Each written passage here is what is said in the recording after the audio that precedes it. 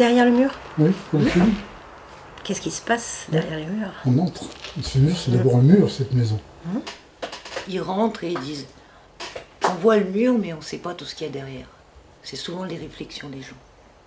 Il y a des fois, quand on faisait les portes ouvertes, c'était très drôle. On avait des personnes âgées qui venaient, parce qu'ils pensaient que c'était une maison de retraite. Ah oui. Parce qu'ils voyaient maison familiale. Alors oui, ils pensaient que c'était... Alors ils venaient voir s'ils pouvaient s'inscrire. C'était très drôle.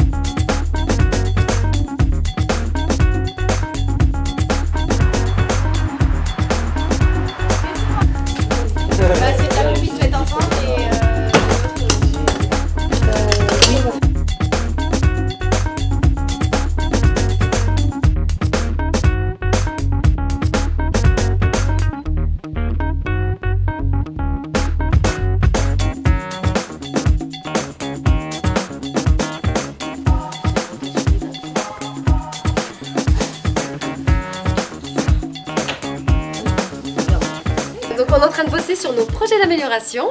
Donc avec mon collègue Loïc qui est informaticien. Et qui est en train de m'aider. C'est bon le projet? Ouais, le projet il est parti. Donc les muffins, vous pouvez les faire soit nature, soit au chocolat, soit poire, parce que j'en ai, soit poire chocolat. Ça commence, on met un petit peu de beurre, on fait fondre le beurre dans le micro-ondes pendant 30 secondes. Ensuite, on met un verre de sucre, un verre comme ça suffit largement. Ensuite, on met un bol de farine, un bol comme ça à peu près jusqu'au trait. On mélange bien, faut bien mélanger. Ensuite, on met des pépites de chocolat, un peu de poire si on veut. On continue à mélanger et après on passe au four. Et la levure aussi, un demi-sachet de levure. Ils sont quoi alors? C'est la chocolat poire? Ouais, c'est ça, c'est ceux-là. Attends, non, regarde. Celui-là, il y a de la chocolat poire, vous êtes sûr? Tienes que dormir. Il doit dormir. Tiene que dormir. Il attend de vous quelques petites remarques. Qu'est-ce qu'on fait à cet instant? Quel est le but du travail que je fais? C'est plein d'études. C'est ce qui résume notre semaine quand on n'était pas là. Ou sur un thème qu'on nous impose et on nous pose beaucoup de questions. Et on fait 6 pages en faisant un peu de sport. On va faire poser un trou pour voir se poser un niveau. Et après on a dû faire non, on avait juste un quel niveau. Pour les écoulements. En fait j'en ai fait plusieurs, mais le mieux, les restos du cœur. Les restos du cœur. Mais sinon, après je vais aller en restauration. J'ai fait à la boucherie, au snack, à la boucherie et encore à la boucherie. J'ai fait en restauration et en TP. D'accord. Alors après, ton idée de lettre 3D, c'était pas mal. Je trouvais que l'idée était intéressante. Tu vois, de pas forcément mettre la carte, mais mettre le mot Isère aussi, ça peut donner un impact. Donc peut-être partir sur ces deux projets. Isère en 3D. Voilà. Voyons ensemble ce que ça peut donner et ensuite on avise et on voit. Bon, alors ce matin et cet après-midi, on fait une journée de détente avec les élèves de 4e. C'est une journée en fait où on va faire un peu de sport, on va les initier à la pêche, on va manger un barbecue à midi. Voilà. Et après l'après-midi? L'après-midi ça va être plage et jeux de plage. C'est une journée de détente. Dur. Voilà, c'est à la place du sport. Ça voler dans l'eau, tu vois. Et comme on dit souvent, on essaye de faire. Est-ce que tu vois, toi aussi t'as un problème. Tu parles, mais tu dis rien. C'est simple, tu te déconnectes, tu te débranches, tu te calmes quoi. T'as raison meuf, j'ai cherché l'interrupteur dans le volcan intérieur. C'est ça, et quand tu l'auras trouvé, envoie-moi ta photo par SMS. Bien. Ouais. C'est bien, câlin. C'est bien, mon gars. C'est bien, maman. Oui, excellent. Ouais, c'est vraiment bien. Bien, ouais. Pas mal. Sauf qu'il a un peu bugué. À un moment donné, je buguais au début. vous parlez un peu trop vite. Mais vous articulez moins, mais c'est vraiment excellent, c'est vraiment bien. Avec l'intonation et tout, ça va être parfait. Voilà, alors nous sommes dans une formation de Pôle Formation Santé, qui est un organisme de formation. Et ici, nous proposons une préqualification au métier d'agent d'accompagnement de personnes âgées. C'est une organisation qui est faite avec Pôle Emploi, avec les employeurs et donc les participants à ce groupe. Chacun s'est engagé dans un contrat de 3 mois qui va ensuite se prolonger par un contrat d'embauche. Notre centre de formation est à Lyon et là nous avions besoin d'une salle donc proche de Bourgoin et nous avons choisi la MFR qui nous a proposé une salle à louer. Voilà la raison de notre présence. Il y a des magasins qui se font une spécialité de vendre des produits dont la DLUE est dépassée. C'est ce qu'on appelle les soldeurs alimentaires. Mais comprends-tu, jeune fille, qu'un magasin que l'on qualifie de soldeur alimentaire, comme Nose par exemple, ou Stocomanie, ou j'en oublie, d'accord? Pourquoi eux auraient le droit? Ouais, mais ils en vendent un petit peu, très peu. Ouais, mais c'est surtout du non-alimentaire, t'as raison. Les Nose, il y a de l'alimentaire. Très peu, il y en a quand même. Pourquoi eux auraient le droit de vendre des produits dont la DLUE est dépassée? Il n'y en a plus, c'est moi qui ai pris le dernier. Ça me va, c'est pas au chocolat noir, ça c'est pas le nouveau. Non, non, c'est normal. C'est aux noisettes. Voilà. Merci bien. On fait partie d'une association qui s'appelle Mon Truc en Plus. Et on vend des petites friandises et des boissons à 1 € pièce. Et vous pouvez voir toutes les pauses. Et en fait, on fait ça pour gagner un peu d'argent pour la donner à l'association. D'accord. En fait, la décision de prendre un apprenti à Decathlon, elle est réservée en fait au chef univers, pas au directeur de magasin. Au chef univers, l'univers, c'est l'univers sport pro, l'univers cycle, l'univers sport montagne, etc., etc. Donc, moi, je vous encourage à elle à faire une demande. Elle aboutit, elle aboutit, elle aboutit pas, mais franchement, c'est quand même pas mal d'avoir un contrat d'apprentissage dans une enseigne du détail. Donc ils ont fait des CV et là on élabore une lettre de motivation en vue de chercher des stages pour l'année de 3e.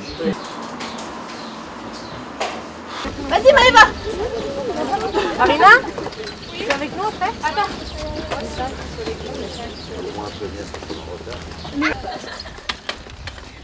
Vas-y ma femme.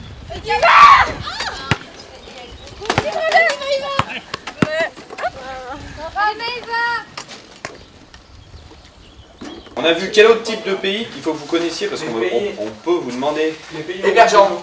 Voilà. Non, émergents. Les pays en voie de développement. Oui, mais les pays émergents, c'est la même chose. Monsieur, les pays émergents, on les a bien vus hier. Voilà. Indice de développement. Indice de développement humain. Voilà, l'idéal, ça c'est un critère important à savoir.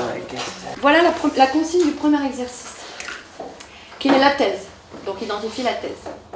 Alors attention, la thèse n'est pas forcément formulée de façon explicite. Ouais, ça veut rien dire en fonction du paragraphe. En fonction du paragraphe quoi sauf que tu marques qu'il en a 6. Ouais, pour dire en gros qu'en fonction c'est ça.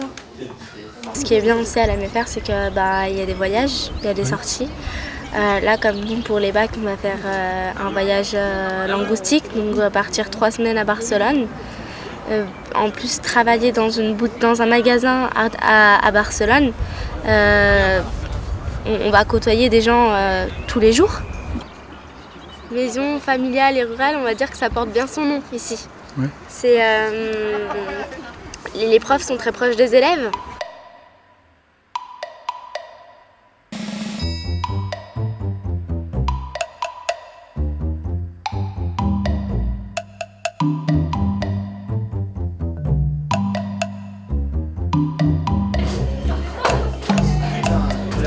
Après. Ouais, mais moi je veux la pour les. Et dans la vidéo, ça va faire.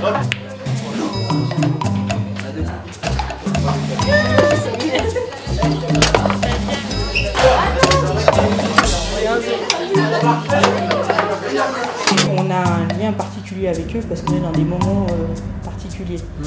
Où la nuit, c'est aussi des moments où il y a d'autres choses qui se mettent en place. Des Des angoisses, oui. voilà, des confidences parfois, des choses comme ça. Donc on a réellement un autre lien avec les formateurs. Voilà, donc oui, des fois on joue maman, on joue à l'infirmière, on a plein de rôles différents le soir. Donc voilà, mais on est obligé, on vit avec eux, on est avec eux présents tout le temps. Donc forcément, il y a des liens différents qui se créent. Je suis la maîtresse de maison, mais effectivement, il y a toute une équipe autour de moi et tout le monde est perçu par les jeunes de la même façon. Ils viennent vers nous pour un petit bobo, pour un pansement, pour du filet, une aiguille, parce qu'ils ont cassé la couture de leur pantalon. Ils viennent pour échanger sur les menus. Il y a tout un aspect qu'ils partagent avec nous, qu'ils ne partagent pas forcément avec leurs formateurs. Je suis venue ici en 1972 comme élève. J'ai fait 1 an et demi. À ce moment-là, c'était école ménagère. Donc on n'était que des filles. On apprenait la cuisine et la couture. Et toutes nos monitrices étaient des demoiselles.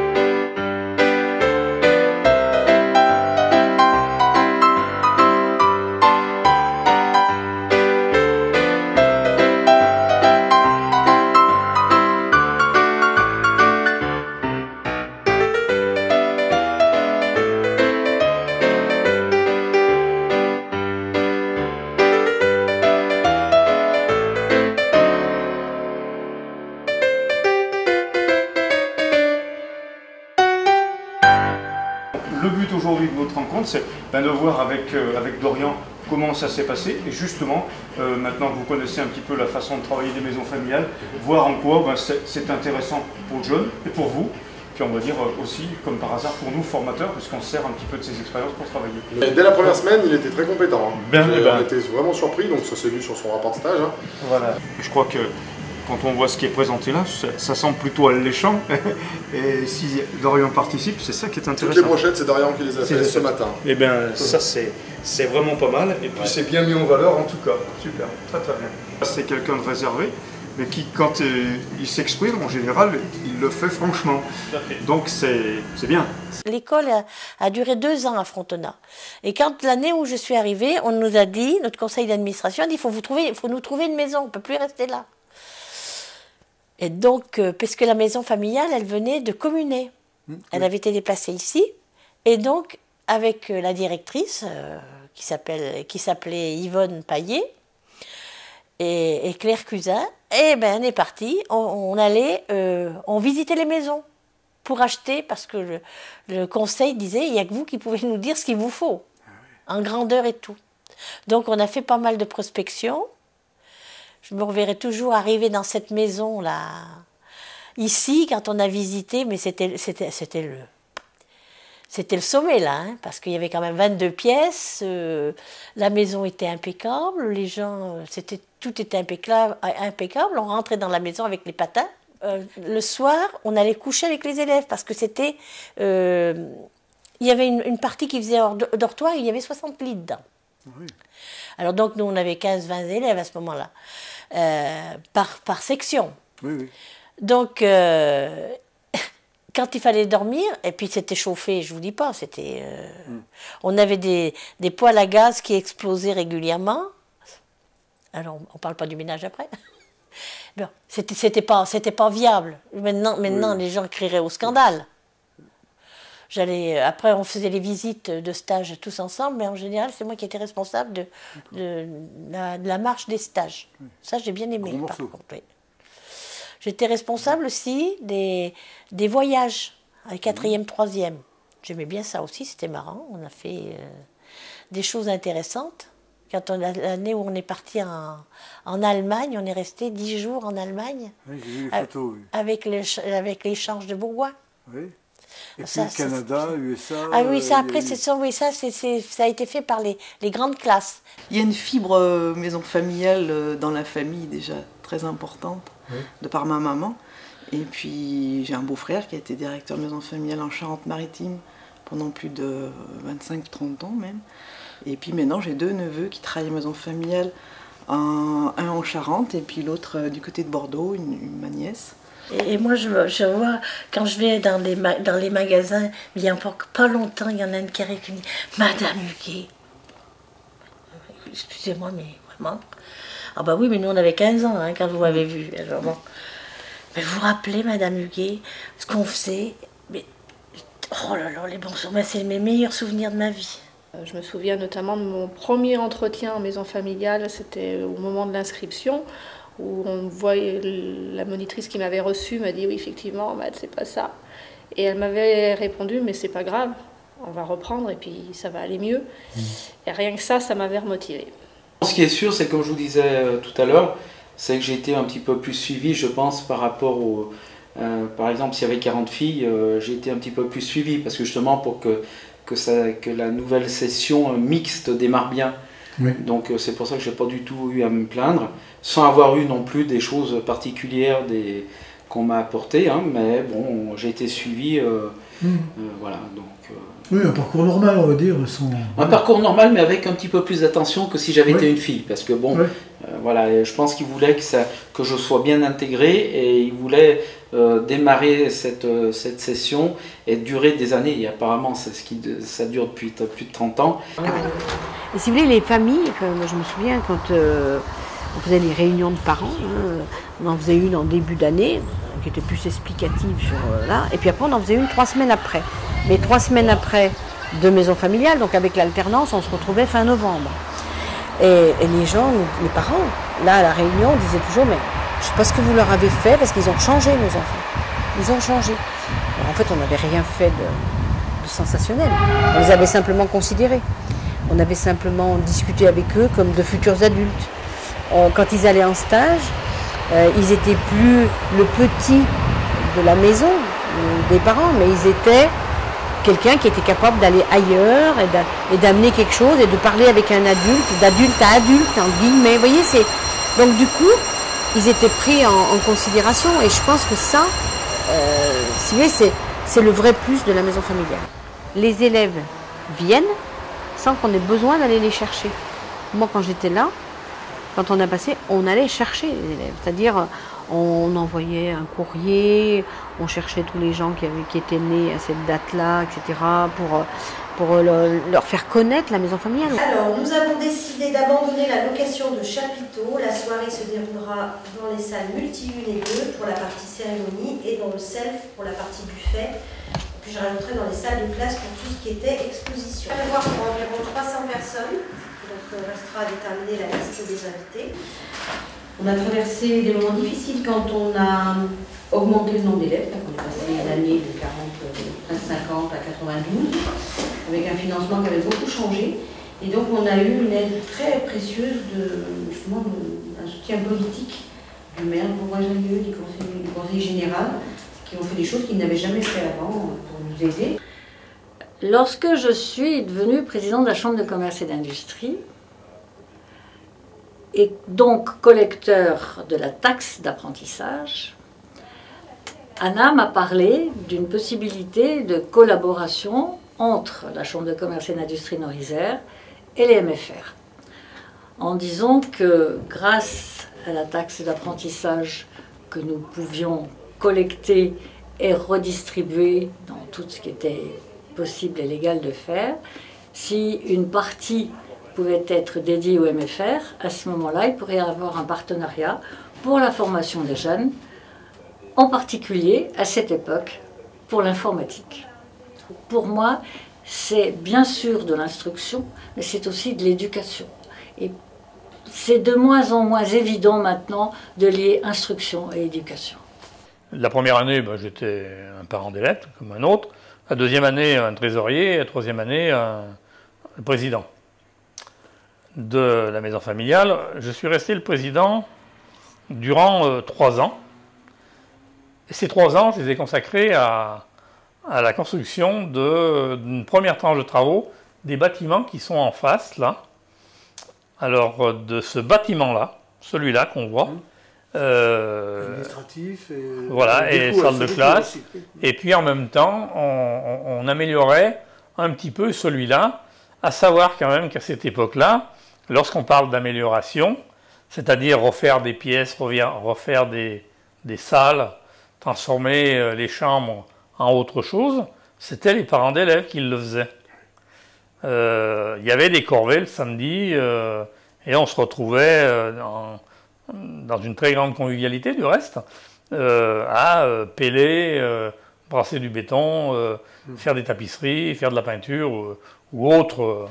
Je suis arrivée à ce poste parce que j'avais mes 2 enfants, mes 2 filles qui étaient là, donc, fait partie du conseil d'administration. Et voilà, comme ça, comme je suis, ça m'a embarqué là-dedans. Je pense que cette équipe qui était à l'époque, il y a un noyau dur qui est encore là, à ce moment-là, adhérer à un projet d'éducation. Qu'est-ce qu'on veut amener aux jeunes? Qu'est-ce que les familles nous demandent et qu'est-ce qu'on pourrait faire ensemble avec les familles? Qu'est-ce que les entreprises voudraient qu'on bâtisse comme l'homme professionnel citoyen de demain, notamment dans le secteur du commerce? Et puis, en équipe, qu'est-ce que nous voulons absolument nous investir, qui restera après nous et pour les générations qui viennent? Je crois qu'il y a, à ce moment-là, il se passe entre 1995 et 2000 quelque chose de conséquent, un engagement fort qui fait que, au bout de 7 ans, la configuration de cette maison aujourd'hui, qui est ici, que vous voyez, les bâtiments, a été faite à ce moment-là.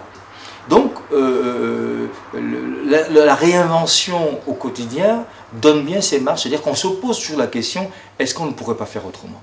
Et c'est là où la maison familiale est intéressante. En début d'année, on a fait comme ça l'année dernière, mais bon, on ne pourrait pas changer. Et puis il y a quelqu'un qui va amener une idée en disant, moi j'ai vu ailleurs, ou bien je pense qu'on pourrait ajouter, ou retrancher, ou complètement rebattre les cartes. Et cette réinvention, vous avez raison, fait qu'il y a une dynamique, il y a une perspective excitante pour les jeunes, pour les administrateurs, pour les salariés, mais qui demande un effort ô combien difficile à soutenir dans le temps. C'est là aussi il faut penser au renouvellement, comment on renouvelle ces énergies, comment on renouvelle cette envie. Si on prend sur le projet politique, la dimension d'éducation, la dimension citoyenne des maisons familiales, nous sommes véritablement une proposition qui dit que nous pouvons associer plus qu'une équipe pédagogique dans la formation, dans l'éducation d'un jeune. Nous pouvons associer plus qu'un professeur, plus qu'un proviseur, dans un regard positif sur le jeune. Nous pouvons associer plus qu'un professeur dans la remotivation d'un jeune. Je pense que ce que j'aimerais effectivement laisser, c'est une idée de convivialité dans l'équipe et avec le conseil d'administration, de créer, d'avoir permis d'avoir en tout cas facilité le lien dans le travail en équipe. Et voilà, ça me paraît primordial parce que c'est la base pour tout ce qui va en découler en termes d'accueil des familles, accueil des jeunes. Je crois que si nous en équipe, alors je parle de l'équipe large, équipe et conseil d'administration, on est en aptitude de travailler tous ensemble, on est en aptitude de monter des projets, et bien les familles vont le ressentir, et puis ça peut même donner envie à des parents d'élèves de rejoindre l'équipe de l'AMFR. C'est tous eux qui ont fait tout. Moi, on a qu'à acheter, voilà. En fait, c'est pour qu'ils partent en Espagne l'année prochaine, pour financer le voyage. Barcelone? À Barcelone. C'est l'Espagne, Barcelone? Non, c'est pas l'Espagne, c'est la Catalogne. Bien, Léonard, on fait la pub pour la paella Sanchez. Regardez ces bonnes saveurs. Une bonne saveur venue tout droit d'Espagne, préparée pour des Espagnols. Dites-moi, mon ami, comment vous y trouvez? Ah, faut saler là. Et la tout foirée. J'ai vu sur l'annuaire. Et puis finalement, on m'a dit du bien parce que après je me suis renseignée et tout. Et j'ai appelé et puis après on s'est déplacé. Et voilà. Parce que j'en ai 2 filles qui viennent ici. Elle, sa soeur avant aussi. Hein. D'accord. Et qu'est-ce qui vous plaît spécialement ici? Parce qu'il est ici à Ville-Marie, elle n'était pas contente. Hein. Mais elle était bien ici. Ici, ça va, on la prend bien. Oui.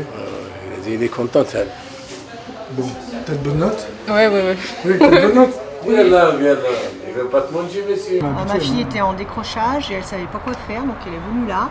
Et même en tout, hein, ça lui a redonné confiance en elle sur beaucoup de choses. Et donc j'espère que mon fils prendra le même chemin.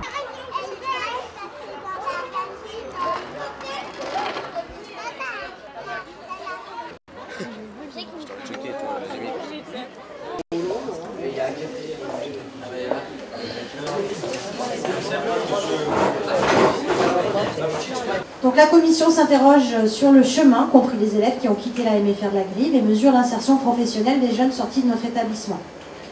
Alors on s'interroge, on souhaite savoir s'ils sont toujours scolarisés, est-ce qu'ils sont et où est-ce qu'ils sont scolarisés, est-ce qu'ils sont en poste en entreprise, à l'obtention de leur diplôme. L'idée étant de travailler, alors par notre biais ou par l'intermédiaire d'autres organismes qui ont fait remonter ces chiffres, à la réinsertion et à lutter contre le décrochage scolaire. Une autre enquête est effectuée cette fois par le Conseil régional Rhône-Alpes par le biais donc, de CFA pour les apprentis, donc là qui sont sous la tutelle de l'éducation nationale et qui concernent tous les jeunes sortis du cursus de la MFR de la Grive après leur bac. Pour finir, une troisième enquête téléphonique est menée pour tous ceux qui ne sont pas concernés par les deux enquêtes précédentes. Avec tout ça, on arrive à peu près à savoir ce que deviennent les jeunes. Voilà. Est-ce qu'on est toujours en adéquation par rapport à ce qui était proposé avant dans le projet d'association? Donc le dernier a été rédigé en 2007. Donc il y a sûrement énormément de remises à jour à faire et beaucoup de modernisation à proposer. Comment être cohérent face à l'horizon 2020? Qu'est-ce qui va se passer en 2020? Quels sont les points importants? À quoi il faut être vigilant? Est-ce qu'on est toujours en accord avec la pédagogie de l'alternance d'IMFR et ses outils? Et comment on peut l'articuler pour s'organiser au mieux pour les années à venir?